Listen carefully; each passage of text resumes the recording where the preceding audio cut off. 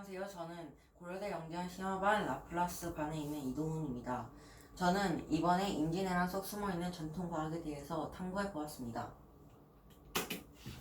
제가 이 탐구를 하게 된 동기는 먼저 최근에 용산 전쟁 기념관에 가보았고요.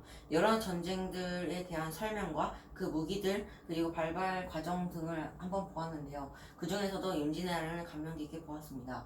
그래서 여러 조선의 과 일본의 무기들 그리고 배 등을 보아서 그들이 어떤 과학적 특징을 가지고 있고 또 이것들이 임진왜란 때 어떻게 쓰였고 그래서 어떤 과정을 통해서 조선이 일본을 과학적으로 이기게 되었는지 궁금하였습니다.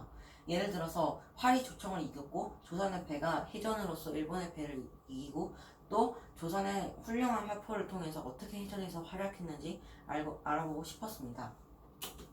제가 이번 탐구를 통해서 알아볼 점은 먼저 우리나라의 여러가지 무기 그리고 일본의 여러가지 무기 그리고 이 여러가지 무기들을 비교해 보면서 우리나라가 더 우세했던 이유들 해전 위주로 한번 살펴보도록 하겠습니다. 우리나라의 첫 번째 무기는 활입니다. 활과 애기살로 나누는데요. 일단 활은 수군의 원거리 무기 중 하나였습니다. 일반 화살 긴 3분의 1 길이의 애기살은 덧살, 통화로도 불리는데요. 이것을 이 긴 통화에다가 끼워서 쏩니다. 이 애기살은 짧아서 날렵하고요. 매우 빠르게 날아가기 때문에 적들에게 보이지 않습니다. 그리고 이 애기살들은 모두 다 엄청 가볍기 때문에 사거리가 매우 길고요.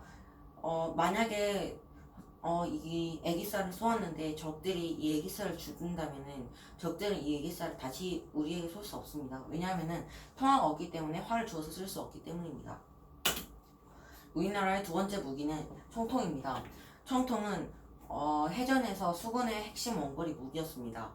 원거리 무기여서 사상자를 내지 않기 위한 전략으로도 썼는데요. 그 예를 들어서 오포해전에서는 총통을 써서 왜군은 완벽히 격파했을 뿐만 아니라 조선은 한 명도 사상자도 내지 않았습니다.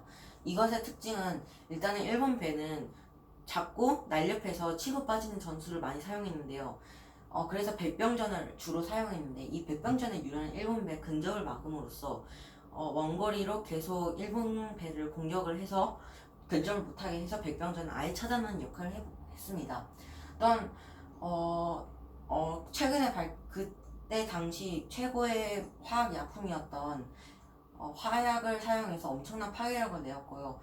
이를 통해서 일본 배를 격침시키는 역할을 했습니다. 일본 배는 크기가 작아서 총통을 설치할 수 없다는 이 총통의 특징도 있습니다. 이렇게 생겼습니다. 우리나라의 세 번째 무기는 배입니다. 배는 무기라고 딱히 할 수는 없지만 그래도 우리나라의 해전에서의 최종 단기였습니다. 이때 임진왜란에서 가장 많이 활약한 이 배는 판옥선입니다. U 형태여서 바닥이 평평합니다. 그래서 또 이 판옥선은 우리나라 특유의 튼튼한 나무로 만들어서 앙초에 부딪혀서 침몰 걱정을 하지 않아도 됩니다. 널리 알려진 이 거북선은 판옥선의 활용 형태로 그냥 판옥선에 그 위에 등껍질과 가시를 올린 것입니다. 따라서 거북선도 판옥선이라고 할 수 있습니다. 이 판옥선의 특징은 크고 무거워서 총통을 장착할 수 있고요. 또 돛이 두 개이기 때문에 순풍과 요풍을 모두 활용하는 효과를 낼 수 있습니다. 또 이 U 형태의 평평한 바닥은 판옥선이 선회를 더 잘할 수 있도록 해줍니다. 실제로 판옥선이 싸울 때는 이 양쪽에 화포를 달아서 180도로 계속 선회를 하면서 장전하는 시간과 쏘는 시간을 아껴서 적당히 분배하면서 싸웠습니다. 이렇게 생겼습니다. 일본의 첫 번째 무기는 조총입니다. 일단 임진왜란에서 사용된 일본의 주 무기였고요. 육지 싸움에서 이 조총이 큰 활약을 했습니다. 사거리가 약 500m이면서 맞으면 죽을 확률이 크기 때문에 조총은 일본의 매우 효과적인 무기였습니다. 이렇게 생겼습니다. 두 번째 일본의 무기는 배입니다. 일단은 참전선으로서 서구형 배를 따라한 것이며 V자 형태여서 바닥이 매우 뾰족합니다. 일단 크기가 판옥선보다 작고요. 매우 가벼워서 총통을 달 수 없습니다. 하지만 가볍기 때문에 빠르고요. V자 형태의 바닥을 가지고 있기 때문에 선회를 잘 하지 못하고 상황이 불리해졌을 때 후퇴를 하기에 어려운 그런 불상사를 일으킬 수도 있습니다. 일단은 실험을 하기 전에 제가 세운 가설을 설명드리죠. 첫 번째는 조선의 배가 일본의 배보다 속도가 느릴 것이다. 두 번째는 조선의 배가 일본의 배보다 선회를 잘하고 와류 그러니까 소용돌이에 잘 살아남을 것이다. 그리고 조선의 화포는 일본의 배를 쓰러뜨릴 것이다. 입니다. 일단 실험 내용은 실험 결과 과정을 설명드리도록 하겠습니다. 첫 번째 실험은 가설 1을 입증하기 위해서 해보았습니다. 첨조산과 판옥선은 우드락을 사용해서 만들어 보았고요. 그 욕조에 물을 채운 다음에 올려놓아서 손으로 밀어보았습니다. 비슷한 힘으로 밀어본 결과 첨조선은 욕조 끝에 더 빨리 닿았고요. 이를 통해서 첨조선은 판옥선보다 더 빠르다는 것을 알 수 있었습니다. 하지만 이 손으로 미는 것은 둘 다 똑같다고 장담할 수 없기 때문에 무엇이 더 정확한 실험을 위해서 돛을 달고 바람으로 실험해본 실험 결과는 아까 해본 결과와 같았습니다. 이를 통해서 가설 1을 입증해냈습니다. 두 번째는 와류에서 무엇이 더 잘 살아남을까 이었습니다.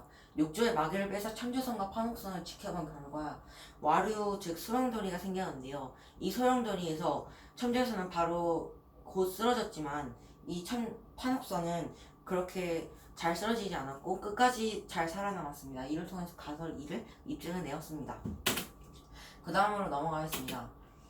이번에는 애기살을 한번 만들어 보았는데요. 이것은 이 빨간색 옷을 입고 한 이 그림은 그냥 화살을 쏘는 것이고, 여기서 이 하얀색 옷을 입고 한 실험은 여기 통화를 만들어서 화살을 자르고 빨대로서 통화를 만들었습니다. 이를 통해서 애기살을 한번 체험해 보았습니다. 그 다음으로 총통 실험입니다. 저는 총통을 간이 총통으로 한번 만들어 보았는데요. 일단은 볼펜에서 볼펜심을 제거한 후에 볼펜 뚜껑을 따로 놓고요. 거기에서 파티용 폭죽의 화약을 빼서 그 화약을 볼펜심을 제거한 볼펜 뚜껑에 한번 넣어보았습니다. 그 후에 수강 조각 넣고 스티로폼 공을 넣어서 간이 총통을 한번 만들어 보았습니다. 여기에서 화약에 심지를 당기면 화약이 폭발하면서 이 첨조선이 맥없이 쓰러졌습니다. 이를 통해서 가설 3을 입증해냈습니다.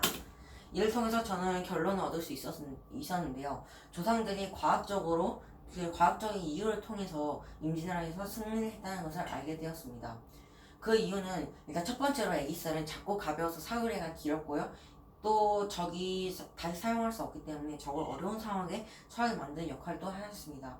총통은 화약의 그 당시 최고의 위력적인 화약 물질인 화약의 힘을 알아내어서 무기에 응용한 것도 매우 과학적인 사례였고요. 또 배는 각 바다의 지리, 조선만의 그 바다의 특징을 잘 이용한 그런 배를 즉 판옥선을 만들었기 때문에 매우 과학적이라고도 할 수 있었습니다.